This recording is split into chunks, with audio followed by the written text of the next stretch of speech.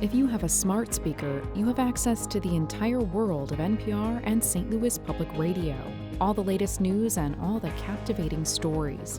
Activate our voices with yours by telling your smart speaker to play St. Louis Public Radio. From St. Louis Public Radio.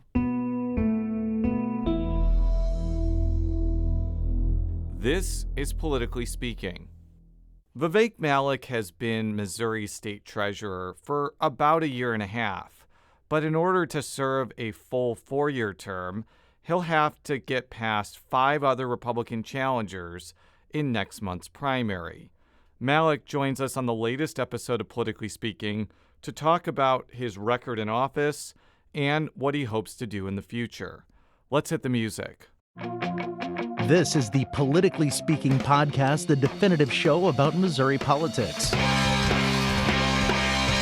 My promise to St. Louis was that I would do the absolute most for each and every person, starting with those who have the very least. What I wanted to do was look and see what other states are doing. We have to be willing to change those laws, that they are balanced and they affect everybody equally. As somebody that grew up in the St. Louis area, in North St. Louis County, I didn't know any lawyers growing up. We got to find long-term solutions to make government better, but also to be able to provide services to people. I don't want to leave that federal money that we've been leaving all these years on the table. We need to be spending this money to take care of Missourians. I thought we accomplished a lot this year, but a lot more needs to be done.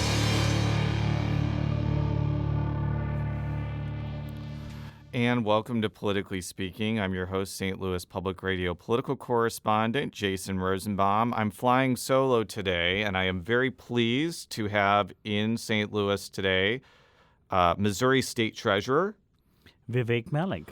Thank you so much, Mr. Treasurer, for coming on. This is your first time on the show. And since this is your first time, we usually ask our guests about their biography.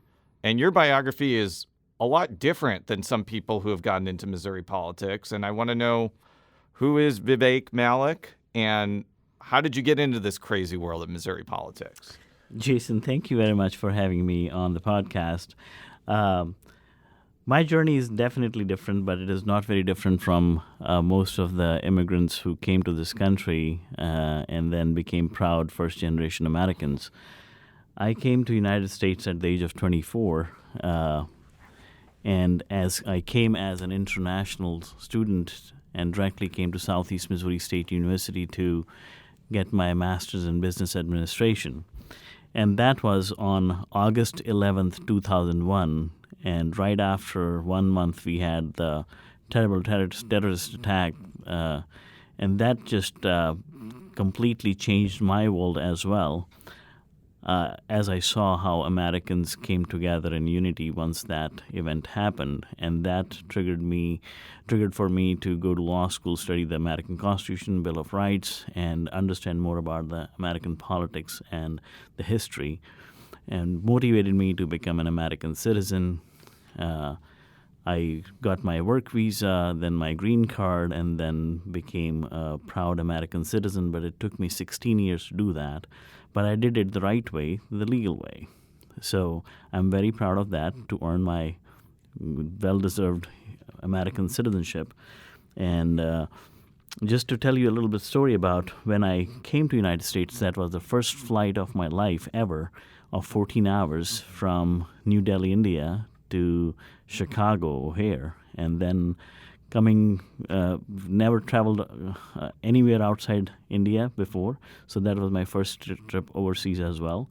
And as you can imagine, for a first-time traveler, how intimidating it could have been.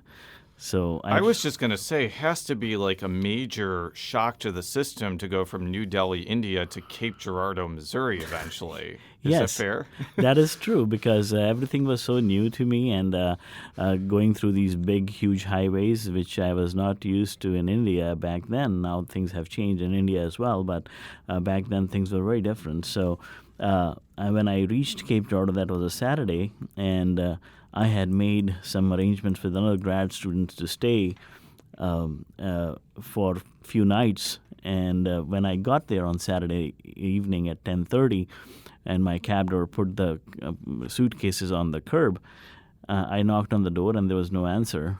And finally, the cab driver said it's a Saturday. Maybe they have gone out for a party. And I was surprised that they forgot about me. And I had no relatives, no friends that I could call.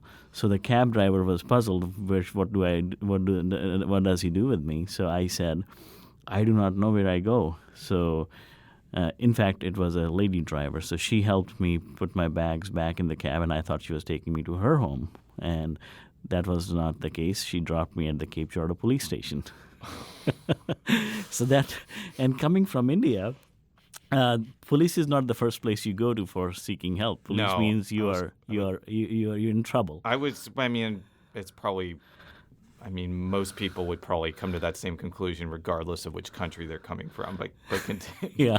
So the officer was really nice. He helped me calm down, gave me a glass of water, and told me I can call some hotels, and gave me the yellow book, told me how to dial out. I did, and called a few hotels, 2 or 3, I believe, and everything was like $59, $69, and I was calculating in my head what is it in rupees, because it was 48 rupees to $1, and I only had $300 because my scholarship, my graduate assistantship would kick in only after I would have joined school and after 1.5 months, but I had to survive on that $300 for next a month and a half. So I could not afford that. So finally, the fourth call I made was to a motel, and there was a lady from the other side. She said, "This is Budget Inn. May I help you? This is Pushpa Patel." And I said, "Oh, so do you speak Hindi, which is the native language in India?" And she said, "Yes." So I told her my whole saga. And she said, "Don't worry, I'm sending you a cab." She sent a cab. I got to the hotel, and I was hungry because my last meal was more than 24 hours ago on the plane. And I asked if I can go anywhere to eat. And she said, "Everything is closed. It's 11:30 at night. It's a small town, but we have some leftover dinner food." And I said, "Yes, please." So she heated that up, brought it to my room, and I literally had tears in my eyes because for me it seemed like it was a sign from God, because first night in a foreign country for me, and I got home-cooked Indian meal. That is amazing. That is an amazing story. So after you eventually graduated from SEMO, I guess with a master's degree? Yes. You became an attorney in the St. Louis area. You were on the SEMO Board of Governors, Regents? What is it called? Yes, it was Regents when I got on that, and then there was a change in the charter and became Board of Governors. That was a full circle. That was something I'm very proud of, coming to SEMO as an international student and then sitting on the helm of affairs for a university, guiding and charting the path for that university as board member. That is something very rewarding. So then came 2022. Scott Fitzpatrick wins election to auditor. There's this vacancy. There's a lot of speculation on who Governor Parson is going to choose. How did you kind of get into the mix of wanting to be appointed for this important but low-profile statewide office? So we had a vacancy on the board, and I had made a call to the governor's office to check on what's the status on that vacancy on the SEMO board, and I was talking to the board's commissioner, the director of boards and commissions, and just out of curiosity inquired about the AG appointment, if there's who's going to be appointed for that, and the treasurer, and they said we are right now seeking resumes for that. And I always, from my last 18 years of law practice, I have helped thousands of people, but always felt like I could do more. And the only way after serving on the board, I felt like the only way I could do more and help more people would be through public service. And that was kind of a calling for me. And when he told me that they are seeking resumes for those positions to interview people, I applied. And that's when I was called in for an interview. And initially I was told by a friend who is a lobbyist that I have 0.05% chance of getting that. So I said, well, it's still a chance. I'm a very positive person. So I said, that's okay. So I kind of was under an impression, well, we'll see what happens. But after 3 weeks, I got a call that I am among the top 3. I said, well, that 0.05% chance has become a 1/3 chance now. So that's how it all culminated. You're the first non-white person ever to serve in statewide office in Missouri. I've said previously on this show that I thought it was kind of embarrassing that Missouri had never had a non-white statewide official. How did it feel to be the person that finally broke that barrier for the state? Well, first of all, I'm very grateful that I got that opportunity to serve and give back my blessings to Missouri and Missourians and to this country, which has been so kind and good to me. And that is the only thought I had. As far as the skin of my color is concerned, I have always considered myself to be a race-neutral, color-neutral person. I call myself a colorblind. And that's how I was on the SEMA board as well. I think that was also being noticed.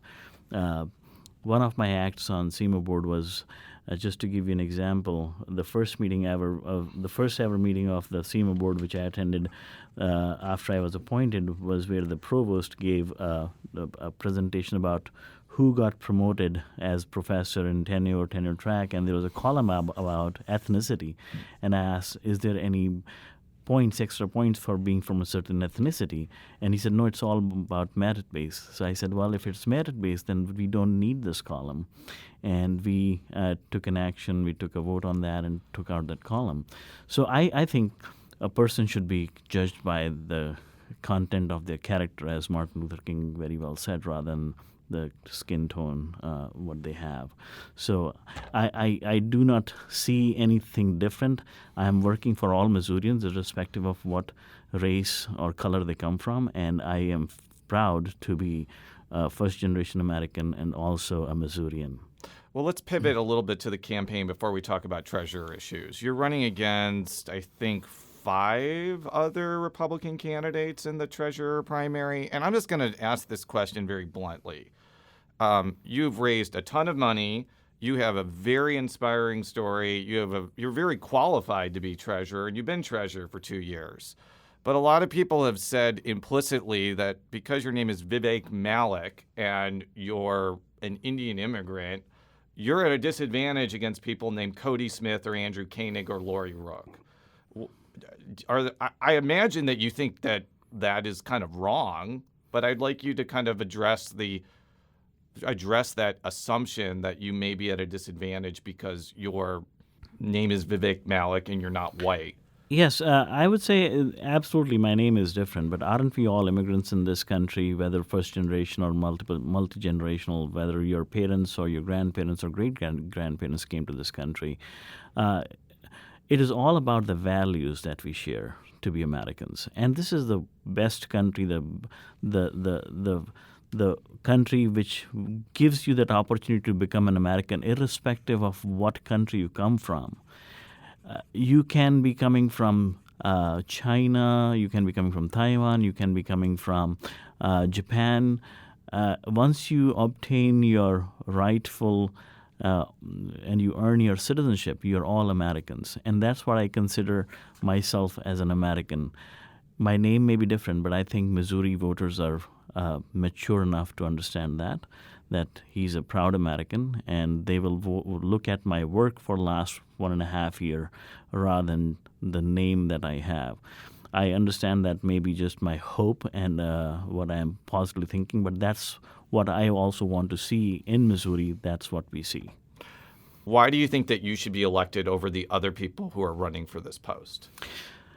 First thing, as I said, when I became a treasurer, my whole purpose was to do the job, not to get the job, and the passion to be in public service. I have done great in my professional career, in my business that I had, and now it was time for me to take some time off from my regular occupation, come to this field and do my service as a public servant with a servant's heart, and then maybe go back to my occupation. And I think I am ready for that, and that's what I have done for the last 1.5 years, and my record clearly shows that what I have done in the last 1.5 years. And I think that's what Missourians should vote for and look for, what the treasurer has done and what the other candidates are going to do. The other candidates are also great people, great candidates, but I think it is a contest for the best to win. Well, let's talk about your record. And one of the things you've advocated for is divesting some of the state's investments from Chinese companies. Sort of explain what you're trying to do there and why you think that is a good idea. I think the current environment, if you see, even the Commerce Secretary Raimondo has mentioned, and even Biden has mentioned, President Biden has mentioned what the state of affairs with China is, being so secretive about how they're managing their economy. It is completely closed. The investments are tanking. I do not believe this is the right time to be investing in China. On top of that, China has become an adversary country for our United States. So I believe we don't want to be in a situation just like it was with Russia, where all the investments in Russia basically became zero, went into the hole when Russia invaded Ukraine. And at the same time, if you see what is happening and the military intelligence that is coming forward, that they are raking up military ammunition against Taiwan, surrounding Taiwan. If that happens, they will nationalize all the assets and all our investments in China will become zero as well. We don't want that, especially for the retirees that I sit on the Moisures board. That was the reason why I said to board members, when we failed that vote the first time, I said, as an investor, would you invest your money in China today? If you can tell me one good reason why would you invest in China, I am okay with that, then we would not push for that. But I could not hear anybody saying, yes, I would invest in China. So I said, if you will not invest in China, why would you have your Missourian retirees' money in China today? Could it be that maybe some of the specific companies are just doing really well and it could provide them biggest rate of return for pensioners at this point? Well, there are a lot of American companies which are invested in China as well. You talk about Apple, you talk about other companies. So we are not going after the American companies where people's money is invested. We are talking about the state-sponsored state companies in China. Do you think that this could set a precedent where Missouri will have to divest from other countries with autocratic governments? I'll just throw out a few, like Turkey has kind of an autocratic-ish government. Saudi Arabia definitely does. Singapore does too. But I mean, I don't know if there would be a push to try and divest pension investments from those countries, even though they are not as democratic or a constitutional republic as us. Jason, you're right. I don't believe so. That's the move, that's the push, or that's the direction we are taking. Absolutely, I did work with Representative Seitz to put in a bill in the legislature, which was FADA, Foreign Adversary Divestment Act. I am going to push for that again this coming session, to divest money from foreign adversaries like Venezuela, where Maduro's regime is there. Now, if Maduro goes away and Venezuela becomes a friendly nation, yes, we won't have to do that. But we don't want Americans' money invested in adversary countries where we are making them resourceful to attack us. Mm-hmm. Why would we make our enemies stronger against us? It's just a plain, simple, common sense question. Well, one of the other things that I think you did get through the legislature that you supported was the expansion of what's called the MoBUCK program. Can you explain what that is and what the legislation ended up doing? So MoBUCK is a program with the Treasurer's Office that has been there for the last 40 years, since Treasurer Wendell Bailey back in the early 1980s. It is a program which is a linked deposit program where Missouri banks apply for a MoBUCK loan, and in turn they can loan it to their members or their loanees at a lower interest rates. How it works is, let's say a business has applied for $1 million loans to a bank. The bank has an interest rate of 9%. The bank then applies for a MoBUCK loan. We put in a CD of that $1 million for a 5 years period. And based on statute, once they get that money as a CD, and we take a lower interest rate than the market rate. So if market rate is 5%, we'll be asking for 2.5% or 3%. We cut that 2.5%, so which is eventually transferred as per statute, that the bank then has to give that loan at 70% of the prime rate to the loanee. And that's how they save on that loan interest. So the 9% interest becomes 6.5%, which is a huge saving.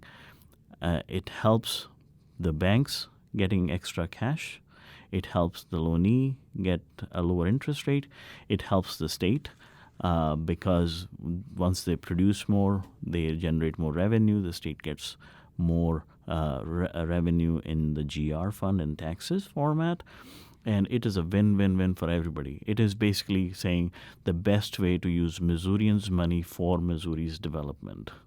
So I say this is a win-win, no-brainer.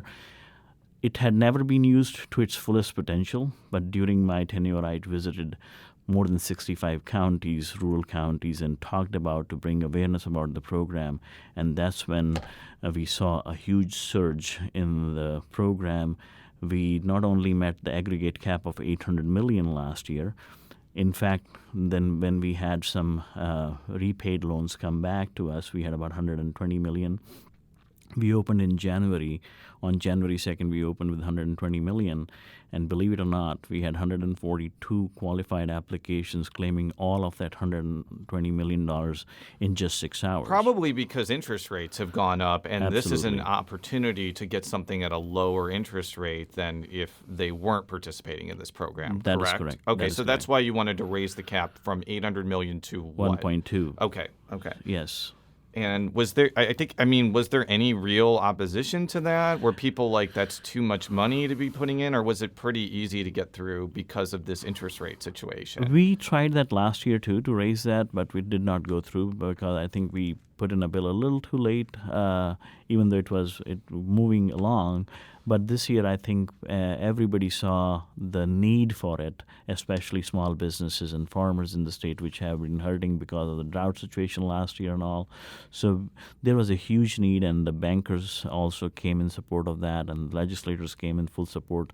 And I'm very proud to say it was one of the bills which came out early out of the legislature, unscathed, without any amendment, clean bill, giving us the authority to invest more from the Treasurer's Office into this investment program of linked deposit MoBUCks.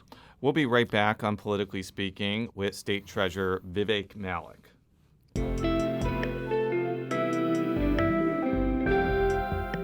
The Gateway brings you the day's news each weekday from around the St. Louis region and the state capitals in Jefferson City. Our schools are accredited. We don't need this bill. And Springfield. How many more years must pass before lawmakers see time is of the essence? I'm Abby Larico. Join me each weekday for The Gateway on the STLPR app or wherever you get podcasts. And we're back on Politically Speaking with State Treasurer Vivek Malek. He is one of 6 candidates seeking to be state treasurer, but he is currently the state treasurer right now. So he is the person to defeat in order to get that job. Let's talk about unclaimed property. We had State Representative Scott Cupps on the show, I think 2 or 3 months ago, talking about a very memorable committee hearing which featured you. I've never seen I never thought in my wildest dreams there would be a must-watch committee hearing on unclaimed property, but 2024 has been a weird year. And I think that, he came on the show, he was very critical of your decision to put decals of the unclaimed property program on these gaming machines that are found in, bars or fraternal organizations. I think that you ended up deciding eventually to take those decals off. Can you just talk a little bit about what happened there? Because I could imagine if there is going to be any negativity in this race, it may be on that point. Sure. I would love to talk about that, but before I get onto that point, I would like to tell why I got so passionate about unclaimed property. When I got into office on January 17th, my unclaimed property director, after I took oath, came to me asking for my signatures on a form. And I asked him, what is it, Mr. Harper? And he said, sir, you have $476.31 in unclaimed money. And I was surprised, very pleasantly surprised. That was more money of $300 what I came into this country with. So I said, explain it to me. And then he explained me the whole thing. And I said, how much money do we have? And he said, we have currently $1.2 billion of Missourians' money. I said, can the state use it? And he said, no, sir, we cannot. So he said, we are just sitting on that and it's of no use to anybody in the state government. He said, yes, that is true. And I said, then we need to get this back to Missourians. And I made it one of my goals that I will push this very hard. So in the year 2023, I broke every record of every past treasurer turning unclaimed money. The last record was $49 million. We returned over $55 million in 2023. And just to tell you, this year I broke my own record, even there's about a week left for this fiscal year to end. So we'll be breaking our own record this year, and I have asked for about $70 million in appropriation for next year. So just to kind of tell you that my passion for this, I started coming up with innovative ways. We started working with the DOR license offices. A lot of people every 2 years at least go to renew their licenses or registration plates. We put posters in all the license offices as people are waiting, so they should QR code their unclaimed property. I worked with banks to put posters and decals at ATMs and the brick and mortar buildings. I sent posters and stand-up banners to all 114 counties across the state as there's a lot of footfall in the county offices, courthouses. So I have done a lot of innovative ways to promote that unclaimed money. Wherever I go, I talk about that. Please check your unclaimed money. Come get your money. That's my slogan. Come get your money at showmemoney.com. It takes less than 10 seconds for you to find your money. And then I say, if you find some, put it in your 529 children's savings account. Which, for full disclosure, I have 3 of those because I have 3 kids. Wonderful. And I think that we actually started those under the Zweifel administration. So Yes. I cannot say that you are personally responsible for me doing the most accounts, but your office is still managing them. But continue. Right. But I hope that if you found any unclaimed money that you mentioned before starting this program, you did. Oh yeah, what the treasurer is referring to is before we press record, I mentioned that after we had Representative Cups on the show and after I watched that committee hearing, I actually checked on the Unclaimed Properties website and found out I had like $58. I did not put it in the most account. I think I spent it on groceries or something like fine. that. But that's what I want people to do that. Anyway, so as I was doing that, I came across this company which met with me, Torch Electronics, and after having a conversation, they asked me, is there any way we could help you in whatever you're doing? You're doing good. I said, well, they said we have 5,000 machines. I said, if you would put our decals that we are putting at bank ATMs, that would help our people who sit across these machines to search for their unclaimed money, and that would be possibly how you can help us. And that was more on a casual conversation about in August 2023. They came back with that idea in December, and we sent them a design saying we are not going to spend $1 printing them, but if you want to print them and put them on your machine, that's fine. So state did not spend a single penny on them. Mm-hmm. And they did. They started putting them, and I think Scott Cups, the representative from Southwest Missouri, he came across one of those machines, and I'm an attorney. My office staff, which is deputy treasurer, he's an attorney. We have general counsel. We checked onto that issue. Is there an issue with that? These machines haven't been outlawed as illegal, but there is a lot of issue going on. It's being litigated. Right. That's why they're called gray machines, because Right. it's a gray area between, slot machines you find at casino, which Right. are clearly legal, and I don't know, machines that are probably structured differently, but like out of casinos, which are probably illegal. We could get down an entire rabbit hole Right. here, but I agree. I would say the best thing we could say is it's disputed whether Right. they're legal now. You're right. So from legal standpoint, we said there's no issue, and if I'm looking back, I would say, yes, I am a political novice. I am not that savvy, and maybe I did not make a very good political decision, but I think that is a good legal decision, but not a sound political decision. And once I understood the issue a little better, I decided that it is better to take it off of those machines. But I still feel that the ball is in the court of legislature. They need to act on it. If these machines are illegal, they need to be thrown out. Or if they are not, if they want to legalize them, they need to pass a law so that they can contribute to the state through as other casinos and the machines do.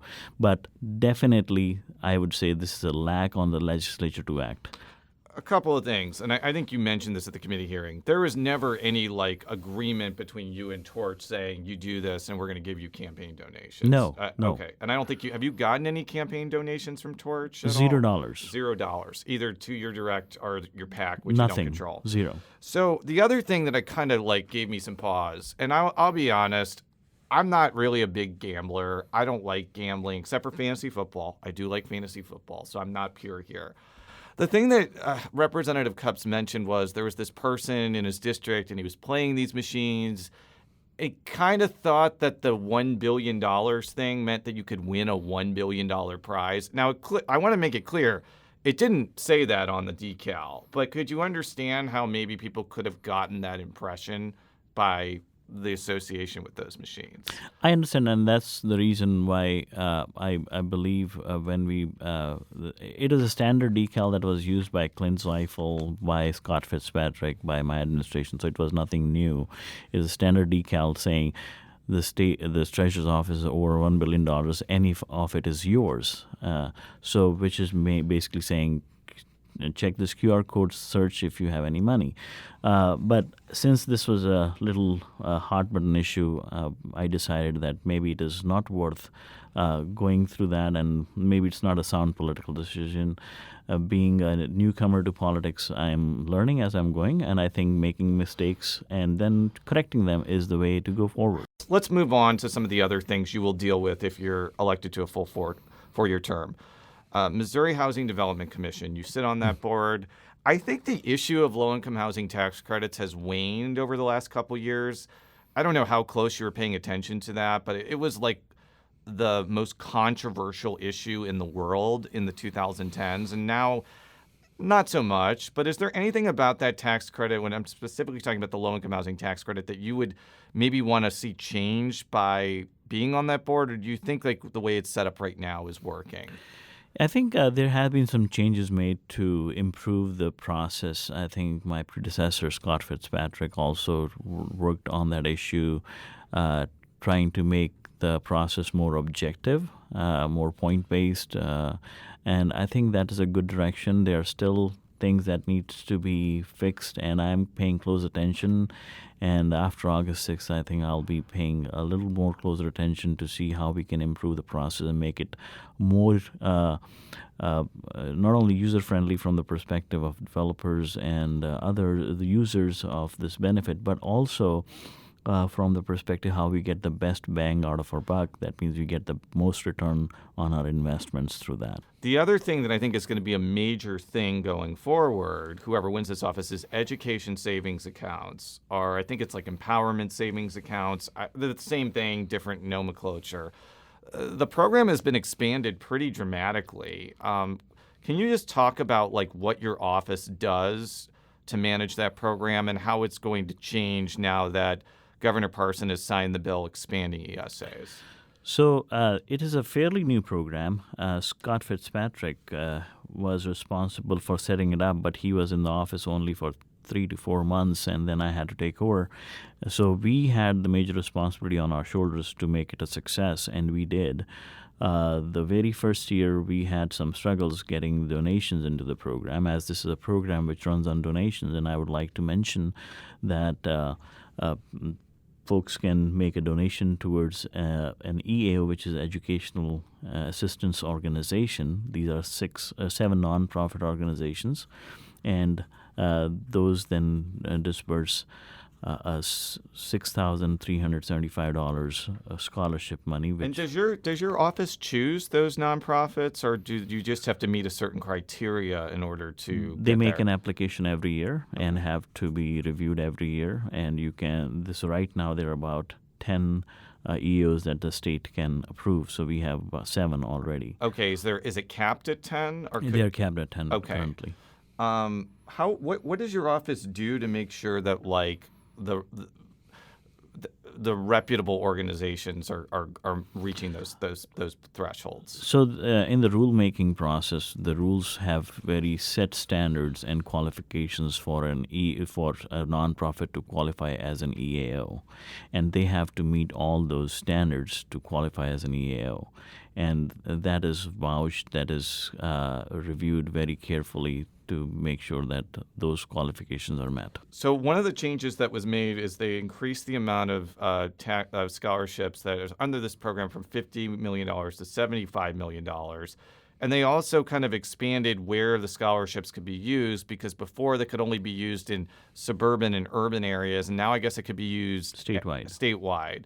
How do you I think that this is kind of like a running issue in Missouri state government, where the legislature has aspirations for something, but then it has to be executed by an executive branch agency like yours. How are you going to make sure that it's going to be able to be successful as the legislature intended?